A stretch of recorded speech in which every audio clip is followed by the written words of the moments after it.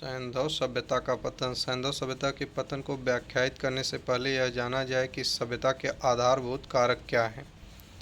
तो नगर नियोजन या नियोजित नगर, दूसरा लेखन कला, मानक वाट और माप, व्यापक स्तर पर ईंटों की संरचना, दुर्ग एवं सामान्य नगरों में अंतर, कांसे के औजार के निर्माण।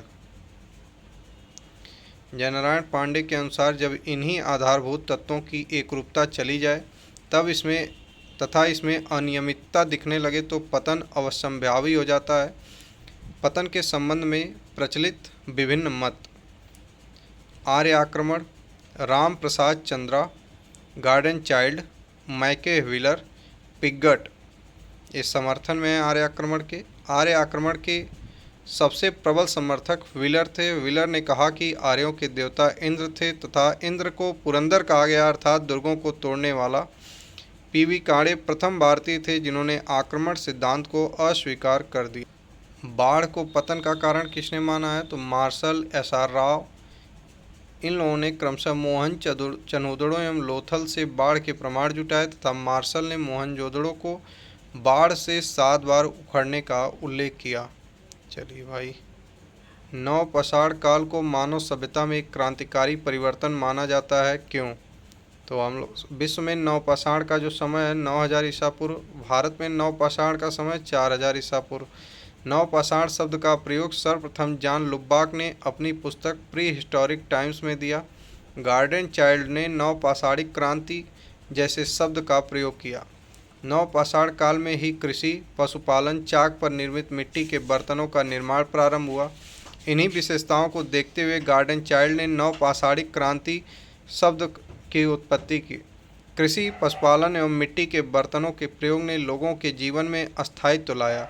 नवपाषाण काल में मानव सभ्यता में एक क्रांतिकारी परिवर्तन मानने के पीछे निम्नलिखित तर्क दिए जा सकते हैं, जैसे कृषि, अस्थायी जीवन, श्रम विभाजन, मृद भांड। इन्हीं सभी को हम क्रमशः आगे देखेंगे। कृषि, सबसे बड़ा परिवर्तन शिकार एवं संग्रहण से कृषि की ओर परिवर्तन था। मानव में अस्थायी निवास की प्रवृत्ति का स्वभाव उत्पन्न हुआ। मेहरगढ़ से गेहूँ तथा जौ के साक्ष्य इसकी पुष्टि करते हैं। बात करेंगे पशुपालन की, तो नवपाषाणिक काल का जो मानव है जब कृषि के साथ अस्थायी जीवन को अपनाया तो उसने पशुपालन का कार्य भी प्रारंभ कर दिया। प्राचीन नवपाषाणिक स्थल मेहरगढ़ से भैंस पालन का प्रमाण तथा बुर्ज होम से कुत्ता, भेड़, बकरी, भेड़िए का साक्ष्य पशुपालन की पुष्टि करते हैं। औजार तथा मृदभांड, इस काल में घिसे तथा पालिश किए हुए पत्थर के औजार बनाए गए जो अधिक उपयोगी थे। साथ ही मृदभांडों का विकास हुआ जिससे भोजन संग्रह तथा और उसे पकाना आसान हुआ। चिरास से मृदभांड के साक्ष्य मिले हैं। अस्थायी जीवन, कृषि तथा पशुपालन ने मानव जो अब तक घुमंतु जीवन जीते थे को अस्थायी जीवन प्रदान। अस्थायी जीवन की प्रवृत्ति ने मानव में सामूहिकता की भावना, आवास निर्माण की आवश्यकता को प्रबल किया। निष्कर्ष: पहले जहां मानव उपभोक्ता था, उत्पादक बन गया। घुमंतु जीवन से अस्थायी जीवन, पके हुए भोजन को खाना, पशुपालन, कृषि, शल्य चिकित्सा, गर्तावास, हड्डी से बने उपकरण आदि विशेषताओं को देखते हुए कहा जा सकता है कि नवपाषाणिक काल का मानव जीवन के लिए क्रांति का समय है। पूर्व वैदिक कालीन समाज एवं अर्थव्यवस्था की प्रमुख विशेषताएं लिखिए। पूर्व वैदिक कालीन समाज एवं अर्थव्यवस्था की प्रमुख विशेषताएं लिखिए। जैसे हम लोग ऋग्वैदिक काल को पूर्व वैदिक काल और उत्तर वैदिक काल में बांटते हैं, इसमें हमें पूर्व वैदिक काल के बारे में देखना है। तो सिंधु, सरस्वती तथा पंजाब की 5 नदियों वाले क्षेत्र को सप्त सैंधव कहा जाता है। यही क्षेत्र ऋग्वैदिक आर्यों का मूल निवास स्थान था। ऋग्वैदिक समाज, ऋग्वैदिक कालीन समाज कृषि प्रधान समाज था।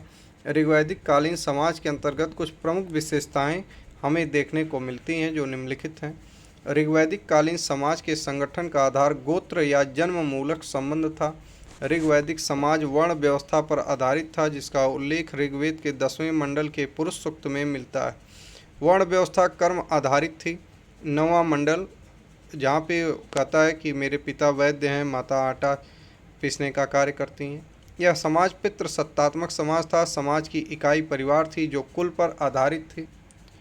समाज में महिलाओं की स्थिति बेहतर थी। ऋग्वेद में पत्नी को जाय दस्तम अर्थात पत्नी ही गृह कहा गया है। अपाला, घोषा, लोपामुद्रा, विश्ववारा आदि विदुषी इस समाज में थे। समाज में नियोग प्रथा, विधवा का पुनर्विवाह, अंतरजातीय विवाह प्रचलित था। विवाह का मुख्य उद्देश्य संतान की प्राप्ति करना था। इस मुख्यतः पुत्र रत्न की प्राप्ति करना था। मनोरंजन के लिए रथ दौड़, घुड़दौड़ एवं पासा का प्रचलन था। बीड़ा प्रमुख वाद्य यंत्र था। खान पान सर्वाहारी थे। ऋग्वेद में एक अनाज जौ का उल्लेख मिलता है। सोमरस मुख्य पेय था। गले में पहने जाने वाले हार को निष्क कहा गया। ऋग्वैदिक कालीन अर्थव्यवस्था की बात करेंगे तो कृषि एवं पशुपालन अर्थव्यवस्था के प्रमुख आधार थे। पारंपरिक मान्यता थी कि ऋग्वैदिक जन अर्ध यायावर एवं पशुचारक थे।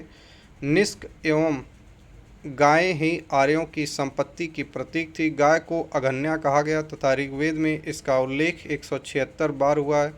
व्यवसाय एवं उद्योग धंधे, इस काल के प्रमुख शिल्पकार तक्षा अर्थात बढ़ई, कर्मा धातु कर्म करने वाले, तंतुवाय जुलाहा को कहते हैं और स्वर्णकार थे। उद्योग, वस्त्र उद्योग प्रमुख उद्योग थे, लेकिन कपास का प्रयोग वस्त्र उद्योग में नहीं होता था। वस्त्र मुख्यतः हिरण की खाल, ऊन, सूत एवं रेशम से बनता था। भट्टी में धातु गलाना, बढ़ई का कार्य प्रमुख है। व्यापार एवं वाणिज्य, व्यापार एवं वाणिज्य का कार्य पण्य वर्ग के लोग जो गैर आर्य होते थे वही करते थे। व्यापार का माध्यम वस्तु विनिमय प्रणाली थी। गाय एवं घोड़ा ही मुख्य मुद्रा थे। निष्कर्षतः यह कहा जा सकता है कि ऋग्वैदिक कालीन समाज ग्रामीण सभ्यता का द्योतक था। महिलाओं को समान सम्मान प्राप्त था। अर्थव्यवस्था भी ग्रामीण तत्वों पर आधारित थी। जय हिंद, वंदे मातरम।